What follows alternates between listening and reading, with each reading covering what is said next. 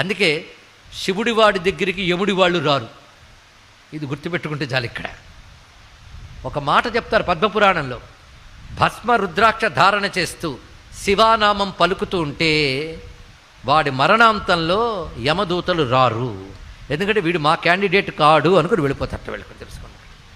ఏది ఏ సాధన లేకుండా భస్మ రుద్రాక్షలు పెట్టుకున్నా, అందుకే ఏదున్నా లేకపోయినా బొట్టు పెట్టుకోవడం అలవాటు చేసుకోవాలండి. ఇక్కడ వైష్ణవ సంప్రదాయంలో ఉన్న వాళ్ళు అది పెట్టుకోండి, శైవ సంప్రదాయం వాళ్ళు ఇది పెట్టుకోండి. స్మార్త సంప్రదాయంలో భస్మధారణ ఉంది. ఎందుకంటే భస్మము స్మార్తము వైష్ణవము కాదు, వైదికం. తెలుసుకోండి. ఇక్కడ ఎవడి యజ్ఞం చేసినా చివరికి మిగిలేదు భస్మమే.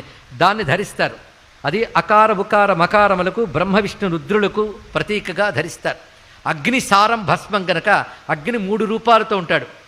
ఆ 3 కూడాను గార్హపత్యాగ్ని, దక్షిణాగ్ని, ఆహవనీయాగ్ని, వాటికి సంకేతంగా భస్మధారణ చేస్తారు.